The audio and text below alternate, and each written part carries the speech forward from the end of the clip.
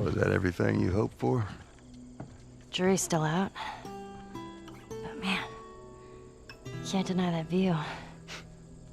Come on, this way.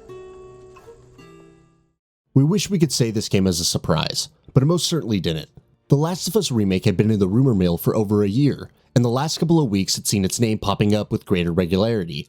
Just a couple of hours before its official announcement, its unveiling ended up leaking in its entirety, via PlayStation itself, no less. So when The Last of Us Part 1 was, at long last, formally unveiled at Summer Game Fest Kickoff Live, it wasn't surprising in the slightest, though, to the credit of Geoff Keighley and Neil Druckmann, they didn't try to pretend like it was either. Either way, now we know for sure that the remake is real and that it's coming soon. There's plenty more we know as well, and here, we're going to go over those details. Ground Up Remake. This is something that Naughty Dog keeps stressing. The Last of Us Part 1 is a ground up remake. It's not a remaster of the original. That would have been weird since a remaster already exists, with Naughty Dog instead having remade the game from the ground up for the PS5 hardware. That's very explicitly the messaging from the developer and from Sony. As for what it's going to include, in addition to the base game itself, the remake will also include The Last of Us prequel DLC, Left Behind, which focused on Ellie and her friend Riley. How it will be integrated into the base game, or if it will be integrated at all, remains to be seen, but it's good to know that the package will recreate the entire experience. Leveraging the PS5 hardware. The very point of a remake, any remake, is to leverage the better hardware available that simply wasn't around at the time that the original work was made, and obviously, The Last of Us Part 1 is going to do that with the PS5 as well. Specifics on this front are a little scant right now, but Naughty Dog has provided us some brief bullet points at least. You can, of course, expect improved visuals and 60 FPS gameplay. That sort of goes without saying, while other improvements will include the implementation of 3D audio and the DualSense's haptic feedback and adaptive triggers. What about load times, resolution, and what have you? Those details will, likely, be revealed in the coming weeks and months. Gameplay improvements. Naughty Dog is saying that The Last of Us Part 1 is more than just a simple visual upgrade. According to the developer, the remake is going to bring several gameplay improvements as well, and these will apparently apply to combat, exploration, accessibility options, controls, and more. Again, we don't have a lot of specifics here, but at the Summer Game Fest Kickoff Live, Neil Druckmann kept bringing up improvements made to the AI, and made it a point to emphasize the fact that the remake is bringing over gameplay improvements from recent Naughty Dog titles like Uncharted 4 and The Last of Us Part 2. Does that mean we could expect an expanded range of movement options and larger and more complex levels? That's certainly the hope. Cutscenes and performances. If The Last of Us Part 1's trailer provoked some serious deja vu for you, it wasn't just because this is a remake. As it turns out, Naughty Dog hasn't re-recorded any lines or cutscenes for the remake, or recorded any new ones either, which probably means we shouldn't expect many story changes, especially significant ones. That said, while actors' performances are being lifted from the original game, new work has gone into stuff like animations and character models. How does that work?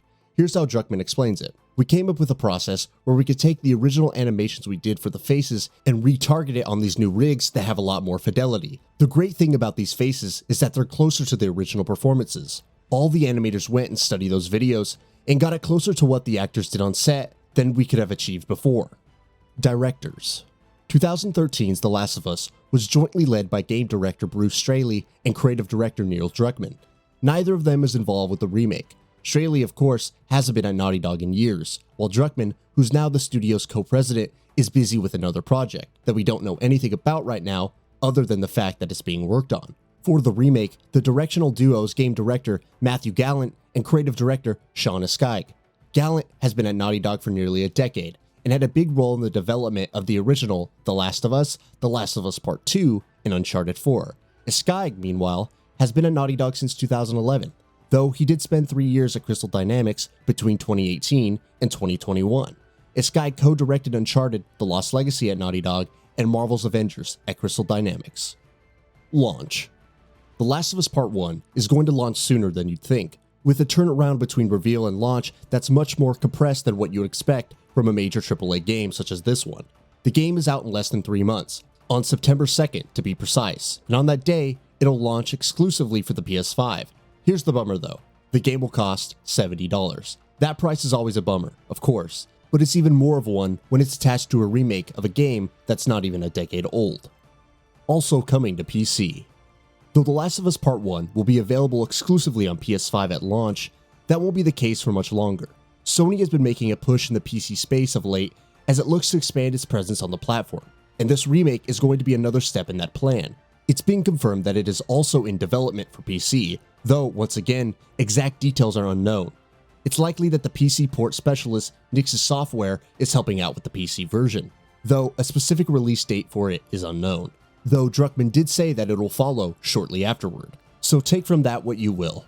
Could it be out this year itself? It's hard to say, but Sony's PC lineup for 2022 is already looking very packed, with Uncharted Legacy of Thieves Collection, Marvel Spider-Man Remastered, and Marvel Spider-Man Miles Morales, and those are just the ports that have been officially confirmed. According to leaks, Returnal and Sackboy: A Big Adventure are heading to PC as well.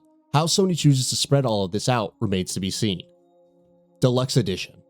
If for some reason you want to spend even more money on The Last of Us Part 1 than what its already pricey Standard Edition will cost, you will have the option to purchase the Digital Deluxe Edition as well.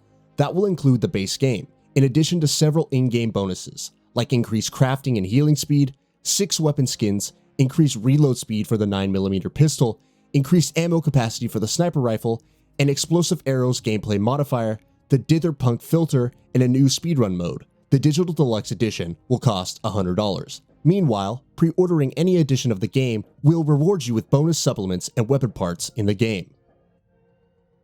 That's all for now. If you enjoy what you saw, please hit the like button. And if you're new to the channel, now is a great time to subscribe. We upload brand new videos every single day. After subscribing, don't forget to enable all notifications by clicking the bell icon. Thanks for watching this video, and we'll see you next time, right here on GamingBolt.